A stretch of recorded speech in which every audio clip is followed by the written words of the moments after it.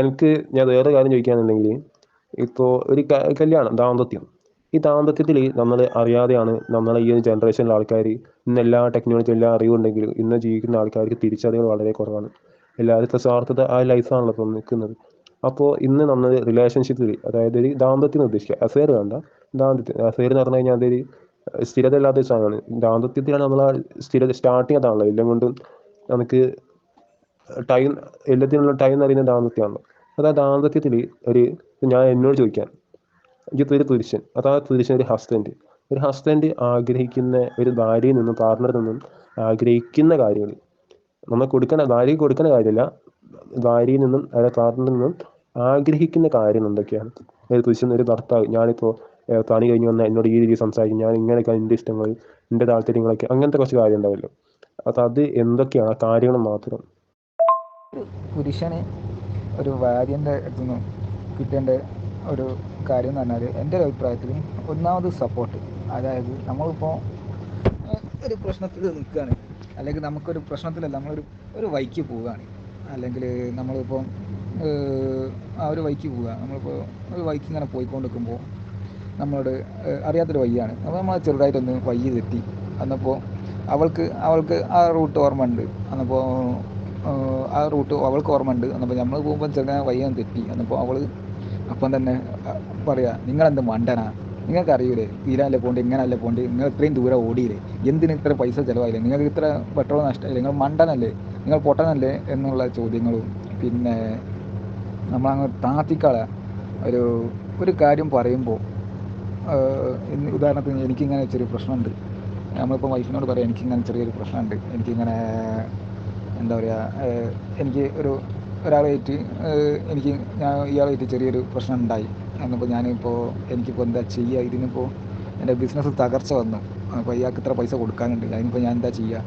അതപ്പോൾ ഓള് പറയുക, അത് നമുക്ക് ശരിയാക്കാം, നമുക്ക് എന്തെങ്കിലും ഒരു വഴി നമുക്ക് കാണാം, അല്ലെങ്കിൽ അങ്ങനെ എന്തെങ്കിലും ഒരു മാർഗം ഉണ്ടാവുകയോ, അല്ലെങ്കിൽ അതിനുള്ള ഒരു സൊല്യൂഷനും പറയാം. അല്ലാതെ ഓളപ്പോഴേക്ക് നിങ്ങൾക്കത് അറിയാത്ത പരിപാടിക്ക് എന്തിനാണ് നിൽക്കുന്നത്, നിങ്ങൾ മണ്ടനായതുകൊണ്ടല്ലേ ഇയാളെ പോയി വിശ്വസിച്ച്, നിങ്ങളെന്തിനാ ഇത്ര ഇതാക്കി ചെയ്യുന്നത്, എനിക്ക് അപ്പോഴേ അറിയാം നിങ്ങൾ ഇങ്ങനെ നിങ്ങൾ ചെയ്താൽ അത് ഫെയിലായി പോകുന്നു, അങ്ങനെ പറയുന്നു. ആയിട്ട് അങ്ങനെയൊക്കെ പറയുമ്പോൾ ഭയങ്കര പ്രശ്നങ്ങളായിരിക്കും. അല്ലാതെ നമ്മൾ വെറും ഫുഡ് ഉണ്ടാക്കി തരലും ഭക്ഷണം ഉണ്ടാക്കി തരാൻ ഒരാൾ എന്ന ലെവലിൽ ഒരിക്കലും ഭാര്യനെ കാണാൻ പാടില്ല. പിന്നെ അവളെ കുടുംബത്തിലേക്ക് പോവുകയാണെങ്കിൽ, അവളെ കൂടെ പോകുമ്പോൾ അവൾ നമുക്ക് തരുന്ന ഒരു വാല്യൂ ഉണ്ട്. അതായത് എല്ലാ കാര്യത്തിനും അവൾ നമ്മളെ കൂടെ നിൽക്കുമ്പം കിട്ടുന്നൊരു ഇതുണ്ട്. എനിക്ക് പരിചയമില്ലാത്ത ആണ് ഓളെ കുടുംബക്കാർ. അപ്പോൾ ഓളെ കുടുംബത്തിലേക്ക് ഞാൻ പോകുമ്പോൾ, ഞാൻ അവിടെ പോയിട്ട് ഒരു കല്യാണത്തിന് പോകുകയാണെങ്കിൽ അവിടെ ഒരു ഫുഡ് കഴിക്കാൻ അവൾ എന്നെ വിളിച്ചുകൊണ്ട് പോയിട്ട് അവിടെ ഇരുത്തിയിട്ട് നമ്മൾ ഒരുമിച്ച് ഭക്ഷണം കഴിക്കുന്നു. അവളെ വഴിക്ക് പോയിട്ട് അവൾ വേണ്ടി ഭക്ഷണം കഴിച്ച്, പിന്നെ നിങ്ങൾ വേണമെങ്കിൽ പോയി കഴിച്ചോളി, അവിടെയാണ് ഫുഡ് എന്ന് പറയുന്നതും രണ്ടും വ്യത്യാസമുണ്ട്. അവളെ കുടുംബക്കാരുടെ ഇടയിൽ നമുക്ക് അറിയാത്ത ആൾക്കാരായിരിക്കും.